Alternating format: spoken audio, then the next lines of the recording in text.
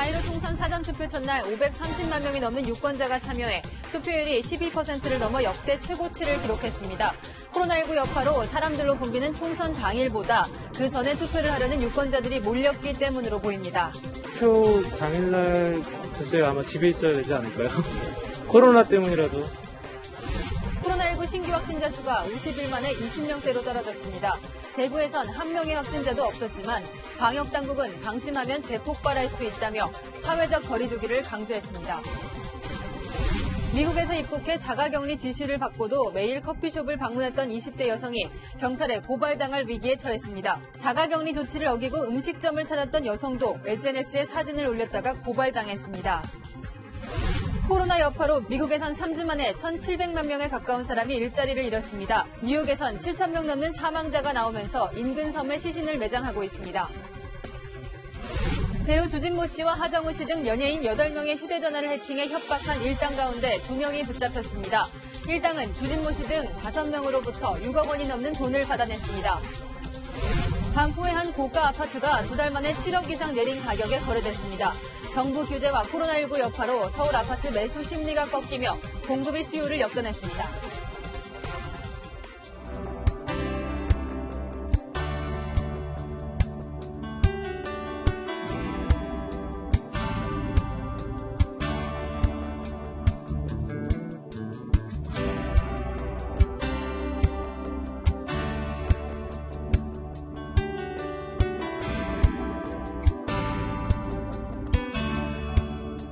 지금은 이제 국민의 한 표가 중요해요.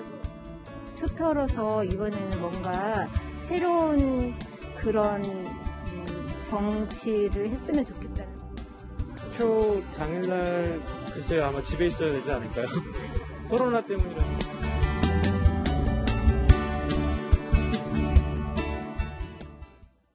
지금 보신 것처럼 오늘부터 21대 국회의원을 뽑는 4.15 총선 사전투표가 시작됐습니다.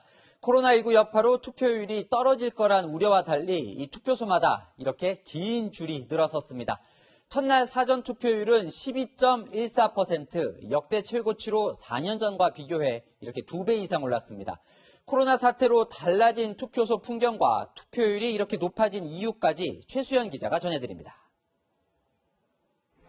줄 없이 들어가던 사전투표소 앞이 오후 12시 점심시간이 가까워지자 붐비기 시작합니다. 마스크를 쓴 유권자 30여 명이 투표를 하기 위해 길게 줄을 섰습니다. 투표 열기는 대전과 광주 등 지방에서도 이어졌습니다. 저도 사전투표에 참여하기 위해 줄을 섰는데요. 투표를 하려면 이렇게 마스크를 써야 하고 앞 사람과의 간격도 이 선에 맞춰서 1m를 유지해야 합니다. 투표소 입구에서는 온도계로 체온을 재고 손 소독도 해야 합니다. 이 소독제 발라주시고요. 마스크는 신원 확인할 때만 잠시 내려놓을 수 있습니다. 네, 마스크 한 번만 보여주시겠어요? 사전투표를 마쳤는데요. 이렇게 투표 전에 받은 장갑을 두 손에 끼고 마스크를 쓴 채 투표를 해야 합니다. 첫날 사전투표율은 12.14%로 역대 선거 첫날 사전투표율 중 가장 높은 수치를 기록했습니다. 지난 2016년 총선 첫날 사전투표율보다 2배 이상 높은 수치입니다. 이번에는 다당제가 아니고 양당 간의 벼랑 끝에 치여 그러다 보니 양 진영들이 투표장에 많이 몰려 나왔고 코로나19로 사람이 붐빌 것 같은 본투표일에 비해 사전투표에 유권자가 몰렸다는 분석도 나옵니다. 지역별로는 여당 지지세가 강한 전남과 전북의 투표율이 높았고 최대 격전지인 서울은 투표율이 평균 수준이었습니다. 사전투표는 내일 오후 6시까지 이어집니다. 채널A 뉴스 최수연입니다. 사전투표율이 높게 나오면 어느 정당에 유리할까요? 오늘 여권은 문재인 대통령, 정세균 총리, 이해찬 민주당 대표까지 총출동해 사전투표를 마치고 투표를 독려했습니다. 반면 미래통합당 지도부는 15일 당일에 투표하기로 했습니다. 이것도 각 당의 전략이 담긴 결정이라고 하네요. 성시영 기자입니다. 비닐 장갑을 끼고 문재인 대통령과 김정숙 여사가 투표합니다. 정세균 국무총리와 이해찬 더불어민주당 대표, 이인영 원내대표까지 사전투표 첫날 투표를 마쳤습니다. 사회적 거리두기라는 차원에서 사전투표를 많이 해주셨으면 좋겠습니다. 청와대와 정부 여당이 사전투표를 직접 독려한 반면 통합당에선 공동 선대위원장들만 사전투표를 했습니다. 김종인 총괄선대위원장과 황교안 대표는 지역 유세에 집중했습니다. 황교안 대한민국과 함께하겠습니다. 여야의 셈법이 다르기 때문이란 분석이 나옵니다. 집권 여당 입장에서 보면은 젊은 유권자들의 지지를 사전 투표를 통해서 좀 더 많이 확보하고자 하는 요인이 있다라고 볼 수 있고, 지난 20대 총선 연령대별 사전투표율을 보면 나이가 어릴수록 투표율이 높은 경향을 보였습니다. 당시 개표 결과 민주당은 사전투표율에서 득표율이 다소 높았고 새누리당은 반대였습니다. 보수 유권자들 사이에선 사전투표에 대한 우려의 목소리도 나옵니다. 사전투표함이 4박 5일간 보관되어 있는 동안 무슨 일이 일어날지 아무도 모르는 그런 위험이 있는 건데요. 통합당이 사전투표를 적극적으로 독려하지 않는 데는 이런 이유도 있다는 관측이 나옵니다. 채널A 뉴스 성시온입니다. 오늘 이 조금 색다른 사전투표 풍경이 펼쳐진 곳이 있습니다. 코로나19 생활치료센터 환자들의 투표 현장인데요. 장갑과 마스크는 물론 이렇게 방호복까지 등장했던 그 현장, 김단비 기자가 취재했습니다. 사전투표소 투표 개시하겠습니다. 코로나19 경증 환자들이 입소해 있는 생활치료센터 의료진들이 2m 간격을 두고 길게 줄을 섰습니다. 총선 사전투표에 참여하기 위해서입니다. 투표소에 들어가려면 마스크와 장갑 착용은 필수입니다. 확진자분들과 확진자분들을 돌보는 의료진들께서 이 시설 밖에서 나갈 수 없기 때문에 그들이 특별히 설치하게 되었습니다. 이 의료진분들이 먼저 투표한 다음에 확진자분들이 이제 투표하는 순서로. 참관인을 포함한 투표 사무원들은 확진자들에게 투표 절차를 안내하기 위해 고글과 레벨 D 방호복까지 착용했습니다. 방역당국은 466명의 경증 환자를 위해 전국 생활치료센터 8곳에 야외 사전투표소를 설치했습니다. 오늘과 내일로 나눠 하루에 각각 4개의 생활치료센터에서 투표가 진행됩니다. 감염 위험을 막기 위해 줄을 서지 않고 정해진 시간에 한 명씩만 나와 투표할 수 있습니다. 마스크, 비닐 가운, 장갑을 착용하고 투표를 하게 되고요. 투표 사무원이 입소자들의 동선이 겹치지 않도록 한 명씩 안내해서. 정부는 사전투표에 참여하지 못한 자가격리자들은 총선 당일 투표할 수 있도록 했습니다.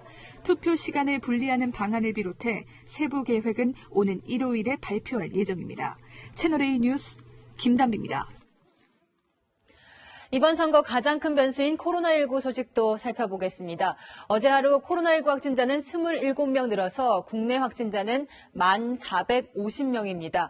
신규 확진자가 확 떨어졌고 특히 대구 경북에서 신천지 집단 발병 후 처음으로 한 명의 확진자도 나오지 않았습니다.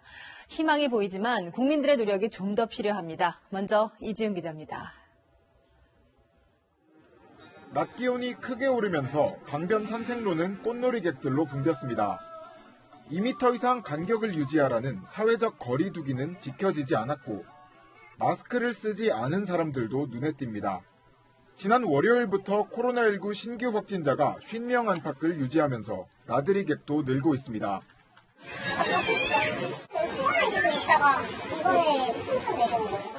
어제 하루 코로나19 확진자는 27명 늘었습니다.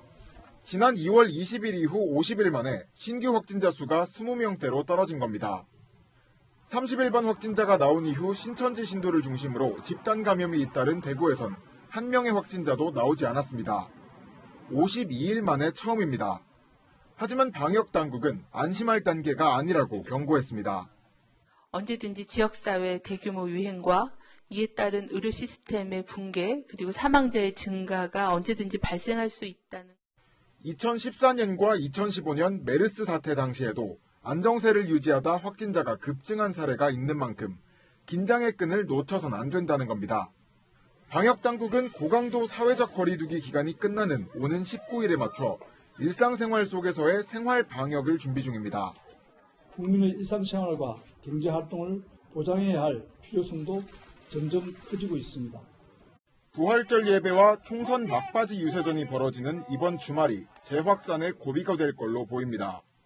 채널A 뉴스 이지훈입니다. 서울에서 야간 유흥주점 영업을 막았더니 근처 일반 음식점 유사주점에 손님들이 북적였습니다. 이유림 기자가 현장을 취재했습니다. 심야 영업 중인 유흥업소에 단속반이 들이닥칩니다. 사실상 영업을 제한한다는 서울시의 공문을 전달하기 위해서입니다. 유흥시설 집합 금지 명령 때문에 시설을 이렇게 받아주시면 안 되고. 업주는 유사주점들에 대한 단속에는 손을 놓은 채 유흥업소만 영업을 제한하냐며 분통을 터뜨립니다. 지금 이 얘기를 해요. 저희도 일반 주점이라는 타이틀을 가지고 했던 거예요. 단속반이 떠난 뒤에도 현장을 살펴봤습니다. 클럽 등 유흥업소가 문을 닫자 일반 음식점으로 분류된 주점 앞에는 사람들이 북적입니다.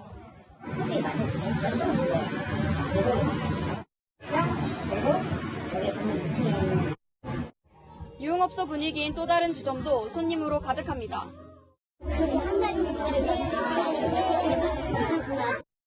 외국인들이 많이 모이는 주점 역시 방역 지침이 거의 지켜지지 않고 있습니다.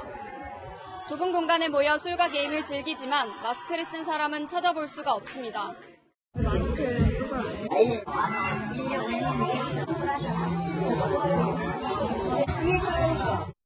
서울시는 유흥주점이 아닌 일반 음식점으로 분류된 업소들에 대해 영업 제한 등의 조치를 검토하지 않고 있다는 입장입니다. 대신 서울시는 외식 자영업자 단체 등을 통해 영업 과정에서 방역 지침을 철저히 지켜줄 것을 요청했다고 밝혔습니다. 채널A 뉴스 이유리입니다. 자가격리 대상자들이 지침을 어기는 것도 문제입니다. 격리 대상이지만 매일 커피숍에 간 사람, 외출 사진을 SNS에 올린 사람까지 모두 형사고발 대상입니다. 사공성은 기자입니다. 서울 서초구는 자가격리 지시를 위반한 20대 여성 확진자를 고발할 예정이라고 밝혔습니다. 이 여성은 자가격리를 통보받은 날로부터 사흘 연속으로 집 앞에 있는 스타벅스를 방문한 것으로 확인됐습니다. 여성은 해외 입국자의 자가격리 의무화 조치가 시작되기 전인 지난달 24일 미국에서 입국했습니다. 귀국할 때 탑승했던 비행기에 확진자가 있었다는 사실이 뒤늦게 밝혀진 지난 4일부터 자가격리됐습니다. 보건소로부터 전화 통보를 받은 날 오후 스타벅스 등을 들렀고 증상이 심해져 보건소를 방문하기 전날까지 매일 같은 커피숍을 방문했습니다. 미국에서 귀국한 20대 여성은 가족과 떨어져 서울에서 혼자 살았던 것으로 알려졌는데요. 자가격리 기간에도 포장 주문한 음식 등을 받으러 자주 집 밖으로 나왔습니다. 상생이잖아요. 우리가 연락을 해가지고서 당연히 잘하는 대상이다. 라고까지 얘기했는데도 불구하고 알면서도 다닌 거는 거기서 있는 거죠. 충북 청주시도 20대 여성을 감염병 예방법 위반으로 경찰에 고발했습니다. 지난 1일 필리핀에서 입국한 이 여성은 자가격리 대상자였지만 음식을 받으려고 어머니가 운영하는 식당을 찾았습니다. 밖에서 찍은 사진을 자신의 SNS에 올렸다가 꼬리가 잡혔습니다. 국내 자가격리자는 5만 명이 넘는 가운데 자가격리 위반으로 수사 대상이 된 사람은 지금까지 96명에 달합니다. 채널A 뉴스 사공성근입니다. 이 실업수당을 신청하기 위해 긴 줄을 서는 풍경, 우리나라가 아닙니다. 미국 얘기인데요. 3주 만에 미국 근로자 10명 중 1명이 일자리를 잃었다고 합니다. 미국 중앙은행은 급한 대로 돈을 풀었는데 그 규모가 2,800조 원입니다. 워싱턴 김정환 특파원입니다. 미국 LA 다저스 구장에서 40년 넘게 바텐더로 일해온 실비아 씨. 3대째 다저스의 팬으로 평생 직장이라 생각했지만 코로나19 여파로 실직자가 됐습니다. I'm collecting unemployment right now, but unemployment doesn't get your bills paid, you know. 플로리다주에선 실업수당 신청을 위해 긴 줄이 늘어섰습니다. 온라인 사이트가 신청 폭증으로 마비되자 직접 관공서로 몰려든 겁니다. I'm at the end of my rope. I don't think this is the way you should treat people. 지난주 신규 실업수당 청구 건수는 660만 건을 넘었습니다. 3월 셋째 주 330만 명, 넷째 주 687만 명을 포함해 지난 3주간 약 1,680만 명이 일자리를 잃었습니다. 그러자 미국 중앙은행은 2조 3천억 달러, 우리 돈 2,800조 원을 투입키로 했습니다. 아울러 기업 지원을 위해 초기 등급 회사채까지 사들이겠다고 발표했습니다. Many channels that households, businesses, and state and local governments rely on for credit had simply stopped working. We acted forcefully to get our markets working again. 이와 함께 트럼프 행정부는 경제 정상화 군불대기에 나서고 있지만 아직 이르다는 신중론도 만만치 않습니다. 이달 말까지 미국 내 실업자가 2천만 명을 넘길 것이라는 전망이 나옵니다. 코로나19 실업 사태가 1930년대 대공황 수준으로까지 치솟을 것이라는 우울한 예측도 여전합니다. 워싱턴에서 채널A 뉴스 김정환입니다. 네, 미국의 뉴욕주는 사망자만 7천 명을 넘겼습니다. 영안실이 부족해지자 외딴 섬에 땅을 파서 시신을 감해장하고 있는데요. 이런 가운데 확진자가 나온 교도소에선 수감자들이 우리도 사회적 거리 두기가 필요하다며 시위를 벌였습니다. 성혜란 기자입니다. 미국 워싱턴주의 한 교도소. 죄수들이 수갑에 채워진 채 마당에 앉아 있습니다. 수감자들이 코로나19에 감염됐다는 소식에 난동을 부리다 경찰 등에게 진압된 겁니다. They were sitting two men to a table that were less than 3 feet apart. There's no social distancing. 코로나19 사망자가 7천 명이 넘어선 뉴욕주에선 외딴 섬에 시신이 집단으로 임시 매장되고 있습니다. It's gotten to the point, frankly, that we're going to bring in additional funeral directors to deal with the number of people who have passed. 뉴욕 사망자 수는 연일 최다를 기록하고 있습니다. 하루 사이 799명이 증가하며 사망자는 7천 명을 넘어섰습니다. 핵추진 항공모함 루스벨트호에서도 승조원 400여 명이 감염됐습니다. Too many deployed capabilities. There's 5,000 sailors on a nuclear-powered aircraft carrier. Sadly, this morning we had our first hospitalization of the one sailor. 미국 전체 누적 확진자는 46만 명, 사망자는 16,000명을 넘어섰습니다. 이런 가운데 트럼프 대통령은 지금이 정점이라고 밝혔습니다. We're at the top of the hill. Pretty sure we're at the top of the hill, and now we're going downward. In some cases, we've already started that process. 미국 국립 알레르기 감염병 연구소 앤서니 파우치 소장도 사망자 수가 당초 예상인 최대 20만 명보다 적은 6만 명이 될 것이라고 전망했습니다. 채널A 뉴스 성혜란입니다. 일본 정부는 긴급 사태를 선포했지만 수도 도쿄의 하루 확진자 수는 매일 최다 기록을 세우고 있습니다. 도쿄도는 백화점과 술집 영업을 금지하려 했지만 이 경제 타격을 우려한 아베 정부의 반대로 결국 무산됐습니다. 국민 안전보다 아베노믹스가 더 중요하냐 이런 불만이 나옵니다. 도쿄 김범석 특파원입니다. 오늘 일본 도쿄의 코로나19 확진자는 189명으로 하루 최다 기록을 또 갈아치웠습니다. 일본 전역에서 확진자가 연일 500명 넘게 늘면서 누적 확진자는 6,400명을 넘었습니다. 긴급사태 선포를 근거로 영업 중단을 요청하는 대상도 정부의 반대로 축소됐습니다. 당초 도쿄도는 백화점과 이발소를 포함해 업종 대부분을 대상으로 했지만 학교와 유흥시설, 오락시설 등으로 줄어든 겁니다. 술집도 오후 8시까지만 영업하는 것으로 결정났습니다. 도쿄도는 경제 타격을 우려한 정부의 의견을 받아들였습니다. 都の方はこれまでも前もって準備をしておりました。ただ、この協議をする、途中から国と協議をしっていうのが入ってきて。 대상에서 빠진 업체들 중에는 이미 긴급사태 선언 직후 자체적으로 영업을 중단한 곳이 많아 다시 대응 논의에 들어갔습니다. 정부와 지자체 간의 불협화음 피해는 고스란히 이들의 몫이 됐습니다.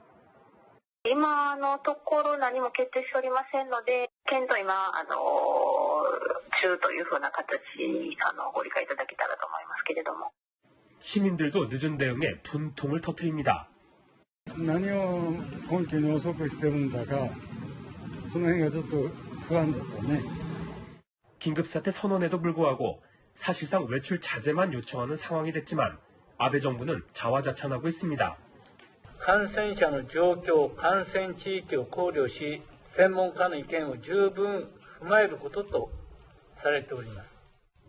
아울러 일본 정부는 가구당 면 마스크 2장 지급에 약 5,200억 원의 예산을 쓰겠다고 밝혀 비난을 받고 있습니다. 도쿄에서 채널A 뉴스 김범석입니다. 이 확진자 수 감소 추세를 보였던 이탈리아가 다시 상승세로 돌아섰습니다. 한 요양원에선 2달 사이 100명이 넘는 사망자가 발생하기도 했는데요. 이번 주말 부활절 연휴를 앞두고 유럽 주요 국가들은 이동 제한령을 연장하고 있습니다. 김민지 기자입니다. 트럭들이 줄지어 도로를 통과합니다. 코로나19로 병상이 부족하자 조립식 장비를 싣고 인근 병원으로 가는 겁니다.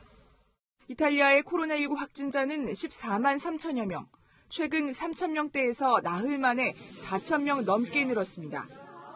북부 지역의 한 요양원에서도 2달 새 110여 명이 숨지면서 보건당국이 조사에 착수했습니다. And many of those who died in nursing homes were simply never tested.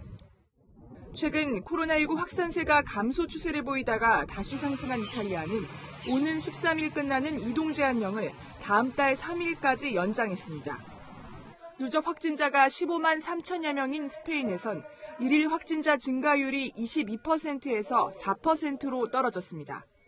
하지만 이동 제한령 조치를 풀기에는 아직 이르다고 판단하고 오는 26일까지 연장을 추진하고 있습니다. 영국도 이동 제한 조치가 효과가 있다고 판단하고 있습니다. Holiday Easter weekend. I know some people are going to start wondering, is it time to ease up on the rules? But also, we're not done yet. We must keep going. 이런 가운데 코로나19에 전염돼 중환자실에 있던 보리스 존슨 총리는 일반 병실로 옮겨졌습니다.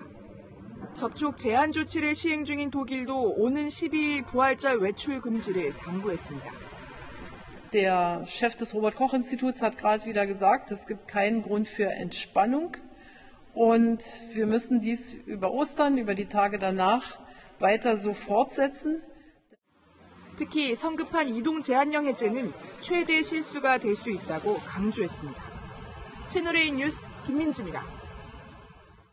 이 태국의 수도 방콕에서는 코로나 감염 방지 차원에서 야간 통행 금지를 실시 중인데요. 그러자 이 집에 모여서 술을 먹는 사례가 늘어났습니다. 이에 태국 정부는 오늘부터 열흘간 주류 판매를 아예 금지시켰습니다. 박수혜 기자입니다. 거리 한복판에서 팔굽혀펴기를 하는 남성. 코로나19 확산을 막기 위한 통금 시간을 어긴 시민들이 벌을 받고 있는 겁니다. 도로에는 야간 통행을 단속하는 경찰들이 가득하고 차를 방역하기 위한 터널도 만들어졌습니다. 이런 가운데 수도 방콕에선 오늘부터 열흘간 주류 판매를 금지시켰습니다. 술집 영업을 중단시켰는데도 마트 등에서 술을 산 뒤 집에서 사람들과 마셨기 때문입니다. 파키스탄에선 열악한 의료 현실을 참다 못한 의료진들이 시위를 벌였습니다. 장갑이나 마스크 등 기본적인 방역 물품이라도 마련해달라고 호소한 겁니다. We usually attend patients with this mask, which is the simple surgical mask. This is not an N95 mask. Obviously, I have never worn them. 하지만 경찰은 곤봉을 휘두르며 의사들을 진압해 국제사회의 비판이 이어졌습니다. 현재 파키스탄에는 4천여 명의 확진자가 나온 상황. 하지만 의사들은 코로나19 검사 건수가 적다며 실제로는 훨씬 더 많은 감염이 일어났을 것으로 추정하고 있습니다. 채널A 뉴스 박수희입니다.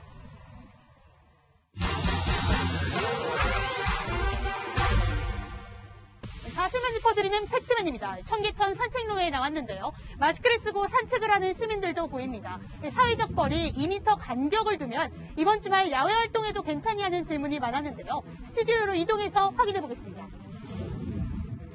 최근 일본에선 산책해도 된다는 아베 총리의 발언이 도마에 올랐었죠. 外に出て散歩をしたり、ジョギングをすることは何ら問題ありません。 이를 두고 한 마라토너는 2m를 의식하며 달려야 한다고 비판했는데 세계적인 거리두기의 기준이 된 2m. 정말 이 정도면 안전할까요? 야외에서 걷거나 달릴 때 침방울이 어떻게 퍼지는지 실험한 벨기에 네덜란드 연구팀의 결론은 달랐습니다. 먼저 나란히 서서 걷거나 뛸 때의 상황입니다. 약 2m 떨어진 옆 사람에게 침방울 닿지 않습니다. 대각선 2m 뒤에서 걷거나 뛸 때도 괜찮은데요. 앞사람 바로 뒤에서 달리는 상황을 볼까요? 크고 작은 침방울 입자가 뒷사람 몸에 닿습니다. 연구진들은 특히 같은 방향으로 앞뒤로 걸을 때는 최소 4에서 5m는 떨어져야 한다고 밝혔습니다. 여기서 하나 더, 2m 기준은 어떻게 정해진 걸까요? 1930년대 폐결핵 연구 당시 사람의 침방울이 중력에 의해 포물선을 그리며 떨어지는 거리가 2m라는 결과가 나온 건데 과학적 공방도 있습니다. 최근 미국에서 발표된 연구를 살펴보죠. 침방울 입자를 고속 촬영한 건데요. 재채기할 경우 침방울이 기체 구름 형태를 만들더니 최대 8m까지 날아갔습니다. 결국 침방울 전파거리 여러 요인에 따라 달라질 수 있는 만큼 야외 활동은 최대한 자제하고 부득이한 경우 반드시 마스크 착용해야겠습니다. 이 밖에도 궁금한 사항은 팩트맨에 제보 부탁드립니다. 이상 팩트맨이었습니다. 다음 소식입니다. 여자친구가 헤어지자고 하자 성관계를 찍은 사진을 여자친구 집 앞에 붙여놓은 남성. 심지어 여자친구 부모에게 전화를 걸어 사진을 봤냐고 묻기까지 했습니다.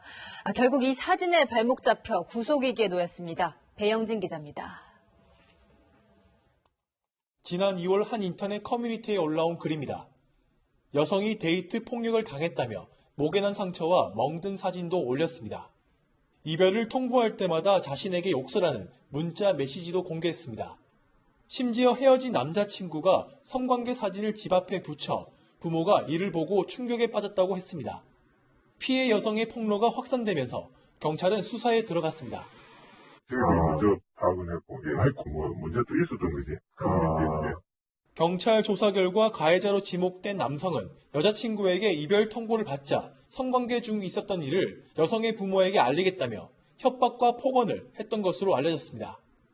또 여성의 부모에게 전화를 걸어 성관계 사진을 봤는지 확인까지 한 것으로 전해졌습니다. 남성은 합의하에 성관계 장면을 촬영했다고 하는 등 혐의를 일부 부인하는 것으로 알려졌습니다. 경찰은 남성은 성폭력처벌특례법상 촬영 유포 혐의 등으로 입건했습니다.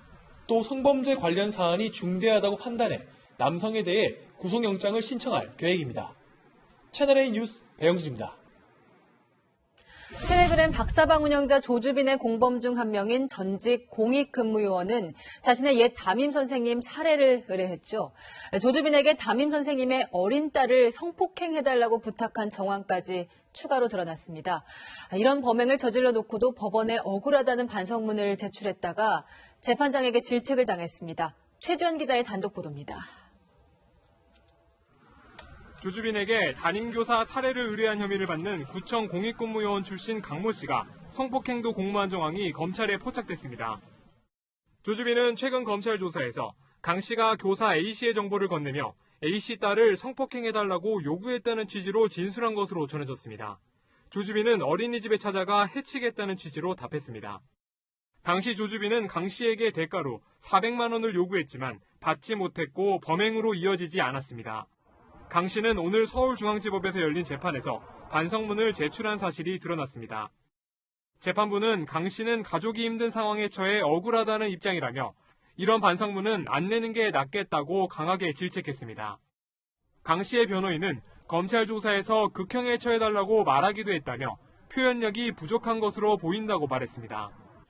검찰은 조주빈을 기소하면서 강 씨 혐의가 추가될 가능성이 있다며 재판 연기를 요청했습니다. 재판부는 이를 받아들여 다음 달 1일로 다시 재판을 열기로 했습니다. 채널A 뉴스 최주현입니다. 배우 주진모 씨 등 유명 연예인들의 휴대전화를 해킹하고 협박한 일당이 경찰에 붙잡혔습니다. 연예인들에게 뜯어낸 돈이 6억 원이 넘는 것으로 조사됐습니다. 서채리 기자입니다. 배우 주진모, 하정우 씨 등 연예인들의 휴대전화를 해킹한 뒤 돈을 받아낸 일당이 경찰에 붙잡혔습니다. 경찰은 지난달 연예인 8명의 휴대전화에서 개인정보를 빼낸 뒤 협박한 혐의로 박모 씨와 김모 씨를 구속했고 검찰은 재판에 넘겼습니다. 두 사람은 부부로 알려졌습니다. 이들은 지난해 말부터 약 3개월 동안 연예인 5명에게서 6억 1천만 원을 받아낸 것으로 조사됐습니다. 박 씨 등은 경찰 조사에서 중국에 있는 공범이 시키는 대로 했다고 진술했습니다. 경찰은 범행을 지시하고 공모한 주범이 있을 것으로 보고 중국 공안에 수사 협조를 요청했습니다. 경찰 관계자는 전형적인 보이스피싱 범죄로 보고 있다고 설명했습니다. 범행과 자금 인출 등 역할을 나눠 조직적으로 움직였다는 겁니다. 앞서 텔레그램 박사방 운영자 조주빈은 자신이 주진모 씨의 휴대전화를 해킹했다고 주장했습니다. 경찰은 조주빈과 이번 해킹 사건은 무관하다고 밝혔습니다. 주 씨의 소속사는 구체적인 입장을 밝히지 않고 있습니다. 경찰은 휴대전화 해킹 사건 수사 과정에서 이른바 몸캠 피싱 범죄 정황도 포착해 수사 중입니다.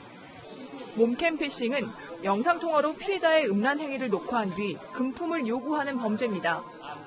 경찰은 중국 측 일당의 지시를 받아 몸캠 피싱으로 뜯어낸 돈을 외국으로 송금한 혐의로 김모 씨 등 2명을 검찰에 넘겼습니다. 채널A 뉴스 서채리입니다. 어제 작업자 3명이 숨진 부산 하수도 공사 현장 사고 속보입니다. 목격자들은 사고 당시 폭발음이 들렸다고 진술했고 숨진 작업자의 얼굴엔 화상 흔적이 있었습니다. 김태형 기자입니다. 경찰 과학수사대가 곳곳을 주의 깊게 살핍니다. 어제 중국 동포인 근로자 3명이 하수도 공사를 하다 질식해 숨진 곳입니다. 인근에 있던 관계자들은 사고 당시 하수도 안에서 폭발음이 들렸다고 진술했습니다. 철근을 이제 없애려고 용접기로 절단을 하러 A가 들어갔는데 조금 있다가 폭발음이 들려서 하수관 안에 있던 작업자가 용접을 하다 폭발이 발생한 것으로 추정됩니다. 폭발음을 듣고 동료 한 명이 다가갔지만 쓰러졌고 하수관 밖에 있던 또 다른 동료도 안으로 들어갔다 변을 당한 것으로 파악되고 있습니다. 용접을 했던 작업자의 얼굴에는 화상 흔적이 남아 있었습니다. 또 사고가 난 하수도 공사 현장은 쓰레기 매립장이었던 것으로 파악됐습니다. 쓰레기가 썩으면서 유독 가스가 발생해 용접 불꽃에 폭발했을 가능성을 두고 조사 중입니다. 하수관 내부에선 기준치의 20배 정도인 일산화탄소가 측정됐는데 사고와 연관성을 알아보고 있습니다. 산소 농도 체크도 했고 했으면 문제가 없었으니까 문제가 있으면 분명히 저한테 얘기를 해요. 경찰은 현장 조사와 함께 공사 관계자들을 상대로 정확한 사고 원인을 조사 중입니다. 또 시공사 등이 안전수칙을 제대로 지켰는지도 조사 대상입니다. 채널A 뉴스 김태형입니다. 청계천에서 복싱을 하는 사람들이 나타났습니다. 알고 보니 문을 닫아야 하는 복싱클럽에서 마련한 이벤트입니다. 휴관 권고 때문에 손해가 막심한 실내체육시설 사업자들의 이야기를 들어봤습니다. 박선영 기자입니다. 해질녘 청계천 산책로에서 권투 연습이 시작됐습니다.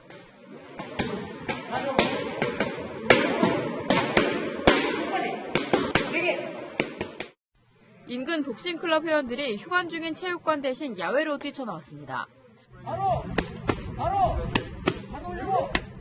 긴 휴관 기간 동안 회원들 발길이 끊길까봐 소통 차원에서 마련된 깜짝 이벤트입니다. 더 이상 문을 닫아둘 수 없어 휴관 2주 만에 다시 문을 연 헬스장도 있습니다. 곳곳에 손소독제를 놔두고 마스크 착용과 체온 측정은 필수입니다.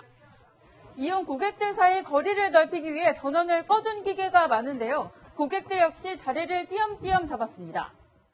2주 더 저희가 만약에 문을 닫게 되면 정말 운영하기가 힘든 정도로의 큰 타격을 이제 받을 수가 있어서 정책에 맞춰서 운영을 하자고 결정이 났습니다. 규모가 작은 곳일수록 임대료 걱정에 다시 문을 여는 곳이 늘고 있습니다. 3월달 월세 같은 경우를 그러니까 4월달에 150%, 5월달에 150% 이렇게 해갖고 지급을 할 수 있게끔 우선은 한 달 미뤄놓은 상태죠. 댄스 학원도 상황은 마찬가지입니다. 한 달 넘게 문을 닫았다가 다시 소규모로 수업을 시작했습니다. 계속적으로 빚이 쌓이는 거죠. 그러다 보면 거의 대출을 받든지 아니면 또는 아르바이트를 뛰든지 하다 보니까 거의 신용불량자가 수준이죠. 사회적 거리 두기는 공감하지만 손실 보전책이 뒷받침돼야 한다는 목소리가 커지고 있습니다. 채널A 뉴스 박선영입니다. 벼랑 끝에 몰린 사람들 또 있습니다. 요양보호사들인데 하루아침에 실업자가 되기도 하고 돌봐주던 사람들에게서 차가운 시선을 받기도 합니다. 남영주 기자가 만나봤습니다. 직장이나 학교를 가는 장애인의 활동을 돕는 일을 5년째 하고 있는 이연옥 씨. 하지만 장애인 직업재활센터와 학교가 문을 닫자 이 씨의 일도 멈췄습니다. 5월 달에는 한다고 그러는데 확정된 건 아니고 이제 그때 가봐야 되고요. 아들과 딸을 부양해야 하는 이 씨는 당장 생계가 걱정입니다. 연금 대출에서 쓰고 있고 현금 서비스를 받고 있는 상태라서 이게 언제까지 이렇게 살아야 될지 생계의 위협을 느끼고 있거든요. 25년 동안 요양보호사로 일했던 A씨도 하루아침에 실업자가 됐습니다.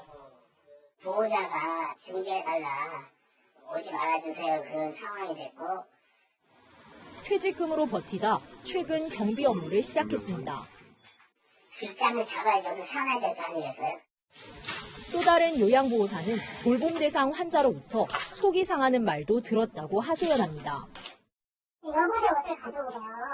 코로나 때문에 그 어머니께서 그 밖에서 그 입고 온 옷을 불편하다는 그런 생각 때문에 꼭 그걸 갈아입어야 돼요. 결국 돌봄 중단을 원한다는 통보까지 받았습니다.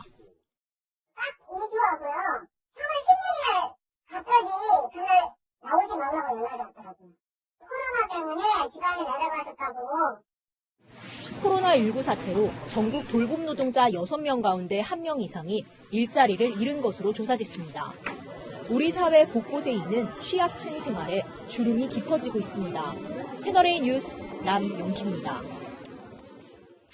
어떤 부동산 대책을 써도 철옹성이던 서울 아파트값, 특히 강남 지역 아파트 가격이 하락하고 있습니다. 각종 규제에 코로나19가 덮친 원인 등으로 분석됩니다. 안건우 기자가 취재했습니다. 서울에 얼마 남지 않은 알짜 재건축 단지입니다. 한때 20억 원을 넘던 아파트 값이 꺾였습니다. 이 아파트는 최근 전용 면적 85제곱미터가 석 달 만에 3억 원 넘게 떨어져 거래됐습니다. 걸어서 15분 거리의 또 다른 아파트, 역시 같은 기간 동안 전용 면적 79제곱미터가 2억 원 내린 가격에 팔렸습니다. 2달 안에 팔아야 세금 부담을 피할 수 있는 다주택자들이 가격을 낮춰 집을 내놨기 때문입니다. 이 정도는 자기가 감수하더라도 진행을 하신다는 분도 계시죠. 조금 6월 말에는까지는 잔금을 하셔야 됩니다. 신축 아파트도 상황은 마찬가지. 국내 최고가 단지인 이 아파트는 지난 2월에 84제곱미터 매매가가 33억 원이었지만 2달 만에 7억 원이나 급락했습니다. 팔려는 사람보다 사려는 사람이 많았던 서울 아파트 시장은 반년 만에 정반대가 됐습니다. 더 떨어질 거라고 예상을 해서 지금 가격이 잘 안 상태예요. 이번 주 강남 3구 아파트 가격은 13개월 만에 최대 폭으로 하락했습니다. 서울이 하락을 했고 코로나 사태가 조금 더 장기화된다고 하면 수도권에서도 하락 전환되는 것들이 예상될 수 있는 거죠. 하지만 코로나19가 잠잠해지면 집값이 반등할 것이란 심리도 여전합니다. 우습게 오르는 경우가 많으니까 기다려보겠다 하시는 분들도 의외로 많더라고요. 시중에 풀린 부동자금 1,000조 원이 어디로 쏠리냐에 따라 집값의 향배가 갈릴 전망입니다. 채널A 뉴스 안건우입니다.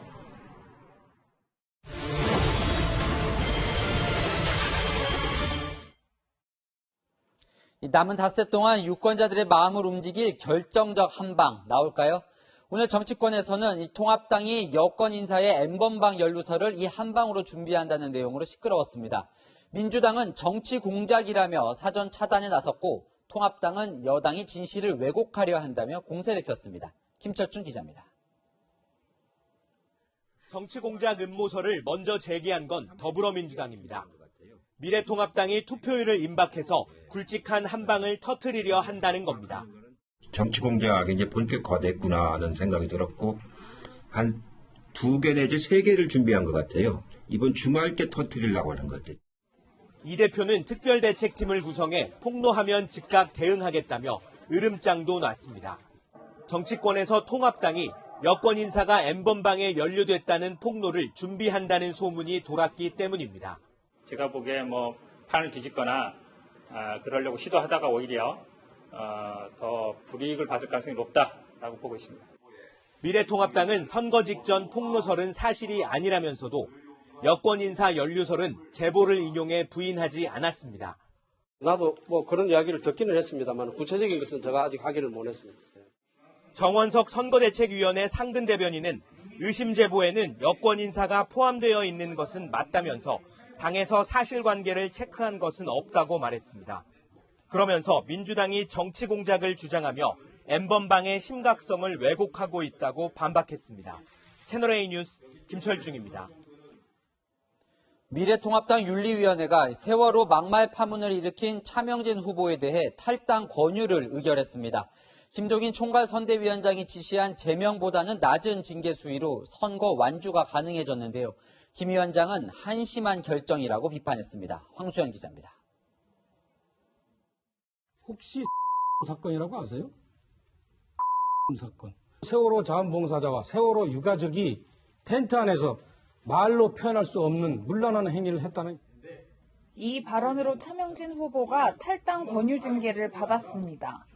당규에 따라 열흘 안에 탈당하지 않으면 자동 제명되는데 총선이 닷새 남은 상황이라 완주가 가능해진 겁니다. 벼랑 끝에 있는 저를 살려주십시오. 제명을 지시했던 김종인 위원장은 당의 조치를 비판했습니다. 네, 굉장히 한심하다고 생각해요. 차명진 후보를 통합당의 후보로 인정을 하지 않습니다. 선대위 내부와 지지층 일각에서 차 후보에 대한 옹호 여론이 형성되자 징계 수위를 낮춘 것이란 해석이 나옵니다. 다른 정당들은 강하게 비판했습니다. 사실상의 면죄부를 준 거나 다름없습니다. 어이없는 결정을 내렸습니다. 미래통합당의 해산을 권유합니다. 통합당은 류호정 정의당 비례대표 1번 후보의 과거 욕설방송 논란, 홍성국 민주당 세종갑 후보의 국회의원은 기생충 발언 등을 문제 삼으며 맞대응에 나섰습니다. 채널A 뉴스 황수연입니다. 오늘 저도 사전투표를 했는데 이 비례정당 투표용지가 정말 길어서 당 이름을 다 보기도 힘들었습니다. 이 투표용지 중간과 뒷부분에 자리 잡은 소수 정당들, 익숙한 인물과 이색 공약 등을 내세워 당 알리기에 총력전을 펴고 있습니다. 황아람 기자입니다. 저는 박근혜 후보를 반드시 떨어뜨릴 겁니다. 이정희 전 통합진보당 대표가 안경을 벗고 단백의 단발머리로 민중당 유세에 나섰습니다. 아마도 저를 알아보시는 분들은 이명박 박근혜 정부 시절의 일들을 떠올리실 듯합니다. 오늘 드리는 이야기도 저를 믿으시고 민중당을 선택해달라는 것이 못됩니다. 당대표와 대선 후보를 지냈던 이 전 대표를 앞세워 지지층 결집에 나선 겁니다. 일부 소수 정당들은 대학교 등록금 환급, 매월 150만 원 평생 지급 등 이색 공약으로 차별화에 나섰습니다. 한 학기 등록금 전체를 내는 것은 부당하다라는 목소리가 높아지고 있습니다. 결혼하면은 3억, 출산하면 5천만 원, 매월 국민배당금 150만 원. 다른 정당들과의 정책연대도 시도합니다. 녹색당은 정의당 미래당과 공동 캠페인 선언식을 열어 정치 세대 교체, 불평등 해소 등을 해결해 나가겠다고 밝혔습니다. 국민을 위한 비전이 될 수 있도록 공동 캠페인을 벌여나가겠습니다. 원내 진입을 위한 소수 정당들의 경쟁도 갈수록 치열해지고 있습니다. 채널A 뉴스 황아람입니다.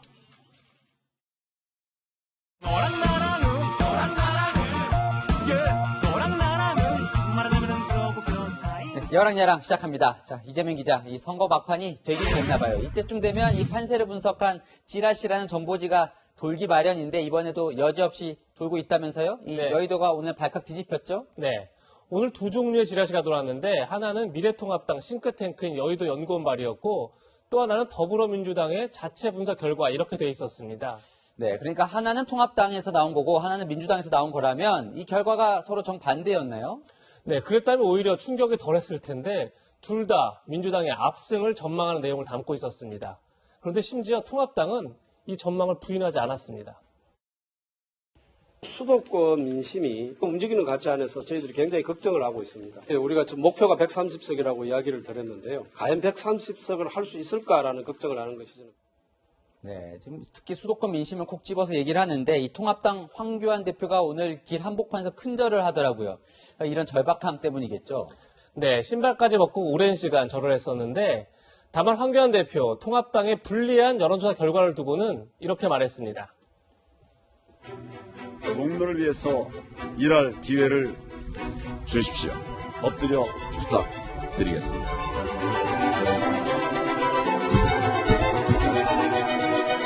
이거를 마지막 발악이라고 해요. 봤을 동안 그냥 몰입해가지고 그게 뭐 정말 적폐죠. 우리도 얼마든지 지지율 조작할 수 있어요. 네, 사실 여론조사가 부정확한 적도 많았고 이 찌라시라는 것도 이 출처가 불분명한 소문인 경우도 많잖아요. 네, 맞습니다. 2012년 대선 때는 이런 일이 있었습니다. 투표 마감을 서너 시간 앞두고 출구조사에서 문재인 후보가 앞선다 이런 찌라시가 돌았는데 그때부터 박근혜 후보 지지자들이 대거 투표장으로 몰렸다는 겁니다. 물론 수치적으로 확인된 내용은 아닙니다. 어쨌든 어느 쪽이 이긴다는 내용이 실제 그 결과로 이어질지는 누구도 장담할 수 없습니다. 그래서인지 이해찬 대표 하루 만에 태도를 이렇게 바꿨습니다. 더불어민주당이 제1당이 되고 더불어시민당과 함께 과반수를 넘겨서 국정을 안정적으로 끌어갈 수 있는 승기를 잡았습니다. 안정적인 제1당이 되려면 아직 2%가 부족합니다. 박국민 지역이 아주 많습니다. 여러분들이 좀 더 나와 도와주시고 투표를 해주시길. 선거 당일까지 여러 지라시가 나올 텐데 표심을 왜곡하는 가짜뉴스라면 엄격히 단속해야 할 겁니다. 네, 이 소중한 한 표니까요. 이 찌라시보다는 선거 공보물을 오히려 더 유심히 보셨으면 합니다. 자, 다음 주제 넘어가 보겠습니다. 여권 지지자들이 SNS에서 이 같은 내용의 홍보물을 계속 퍼뜨리고 있다면서요. 무슨 내용입니까? 네, 화면을 보면서 설명드리겠습니다. 우리의 미래 누구에게 맡기시겠습니까? 이런 제목인데 왼쪽에는 문재인 대통령과 이낙연 전 총리 그리고 민주당 후보가 있죠. 오른쪽에는 박근혜 전 대통령과 황교안 대표 그리고 통합당 후보가 있습니다. 각 지역구마다 이런 똑같은 홍보물을 만들어 SNS를 통해 퍼뜨리고 있는데 지금 보시는 것처럼 민주당 후보들은 너나 할 것 없이 이걸 적극 활용하고 있습니다. 네, 저 이낙연, 황교안 두 사람을 비교하는 건 그렇다 쳐도 이 박근혜 전 대통령까지 소환하는 건 조금 의도가 좀 있어 보이네요. 네, 야권의 정권 심판론을 무력화하려는 그런 전략 같은데 이미 정치적 심판을 받은 전직 대통령을 소환하는 건 아무래도 이번 총선 의미를 왜곡하는 게 아니냐 이런 생각도 듭니다. 네, 그런데 이 홍보물에 이 패러디까지 등장했다면서요? 네, 탈북자 출신인 태구민 통합당 후보 앞에는 김일성, 김정일 사진을 넣어 흑색 선전을 벌이는가 하면 아빠 찬스 논란을 일으켰던 문석균 무소속 후보 앞에는 문희상 의장과 함께 보시는 것처럼 해놓았습니다. 네, 참, 이 통합당 후보들도 뭔가 맞대응을 하고 있겠죠? 네, 통합당 일부 후보들은 문재인 대통령과 이낙연 전 총리 사진 대신 조국 전 법무부 장관 부부의 사진을 넣어서 역으로 이 홍보물을 활용하기도 하더군요. 민주당의 홍보물을 보면서 이런 생각도 들었습니다. 지역의 대표를 뽑는 건데 다른 사람의 인기에 기대해야 하는 건가? 오늘의 한마디는 이렇게 정했습니다. 누가 우리의 미래를 책임진단 말입니까?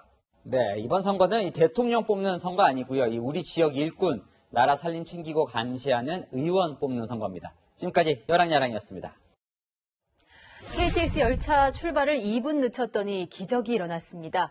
강풍 때문에 환자에게 전해져야 할 장기가 헬기로 이송되지 못하는 상황이었는데 기다려달라는 요청을 받은 KTX 역무원들이 기차를 늦춰서 심장을 무사히 이송했습니다. 우현기 기자입니다. 흰 가운을 입은 의료진들이 아이스박스를 끌고 급히 병원 안으로 들어옵니다. 박스를 건네받은 간호사는 급히 수술실로 향합니다. 지난 4일 광주에 있는 대형 병원에서 출발한 기증자의 심장이 애타게 이식 수술을 기다리던 환자가 있는 인천에 있는 종합병원으로 옮겨진 겁니다. 심장이 도착하기까지 과정은 순탄치 않았습니다. 이송 당시 갑자기 불어닥친 강풍으로 헬기 이륙이 불가능해진 겁니다. 참담했습니다. 이 일을 어찌할꼬. 만약 심장이 안 오면 두 사람은 죽을 수 있거든요. 의료진은 결국 KTX를 선택했지만 밤 9시 광주 송정역에서 가장 빨리 출발하는 열차를 타기엔 시간이 부족했습니다. 1시간 반 뒤에 있는 다음 열차를 탄다면 골든타임인 4시간을 훌쩍 넘어 이식 수술은 물거품이 될 상황.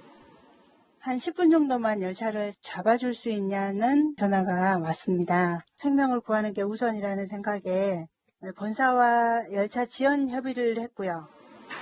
역무원의 신속한 조치와 안내로 열차 출발을 늦췄더니 2분 뒤 탑승했고 광명역에서 내린 의료진은 2시간 반 만에 병원에 도착해 수술이 시작됐습니다.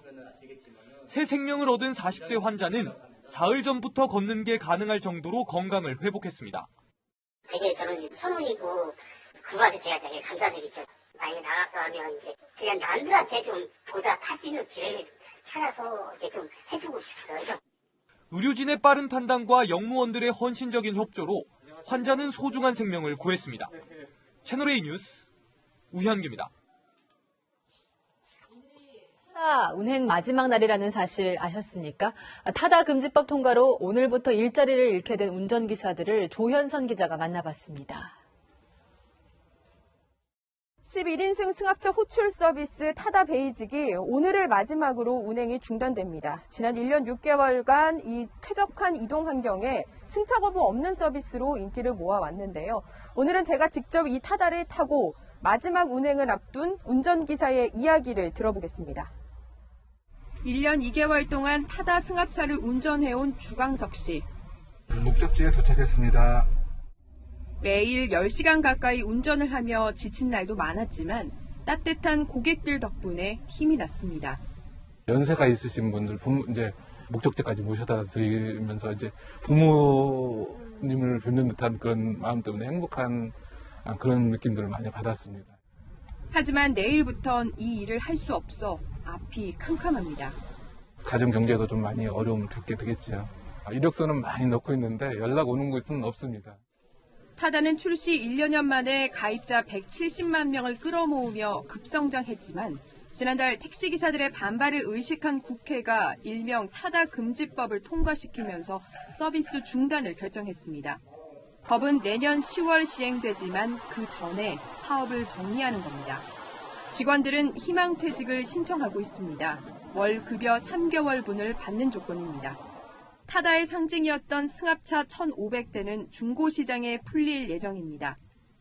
대표적 신사업으로 꼽히던 타다는 도로에서 사라지게 됐습니다. 그동안 타다를 이용해 주셔서 감사합니다. 안녕히 가십시오. 채널A 뉴스 조현선입니다.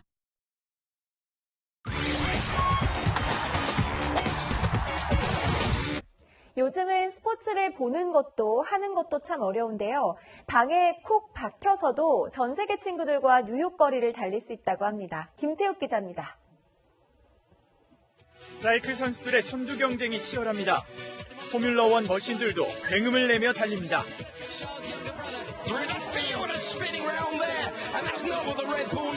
실제 경기 같지만 사실은 가상현실 속 대회입니다. 외국에서만 있는 일이 아닙니다.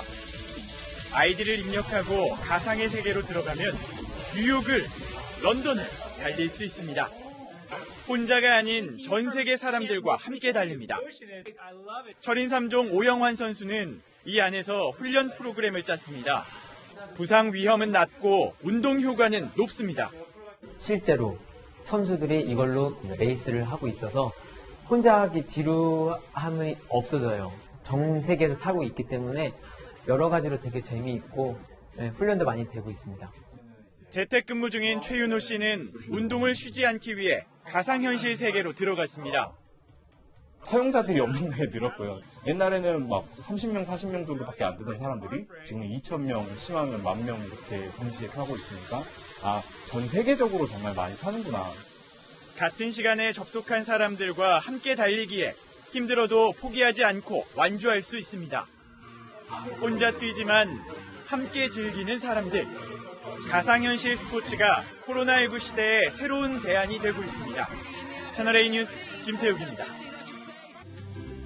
이번 주말에는 곳곳에 봄비가 내려 건조함이 다소 완화되겠습니다. 우선 내일 오전부터 밤 사이에는 남해안과 제주도에 5에서 20mm의 비가 오고요. 일요일에는 동해안 지역에 종일 비가 내립니다. 기온이 낮은 강원 산지에는 많은 눈이 예상돼 대비가 필요합니다. 일요일 오후부터 밤 사이에는 대기 불안정으로 충청 이남의 소나기 소식도 있는데요. 호남 지역에는 우박이 떨어질 가능성도 있어서 대비가 필요합니다. 일요일 낮부터 월요일까지는 동해안과 제주도에 동풍 계열의 매우 강한 바람이 불고 내륙에도 다소 강한 바람이 예상되고 있습니다. 서울은 오늘로 열흘째 최장기간 건조경보가 이어지고 있고요. 그 밖에 중부 지역도 보름 가까이 건조주의보가 발효 중입니다. 다음 주 목요일까지는 대지를 충분히 적셔줄 비 소식이 없어서 계속해서 화재 예방에 철저한 대비가 필요하겠습니다. 다음 주로 갈수록 날이 더 포근해지겠습니다. 금요일에는 전국에 비 소식이 들어있습니다. 날씨였습니다. 요즘 많이 힘드시죠? 코로나19 사태가 생각보다 길어지고 있고 사람들과 떨어져 지낸다는 게 만만치 않은 일입니다. 그래도 국민이 노력한 덕분에 확진자 수가 눈에 띄게 줄고 있습니다.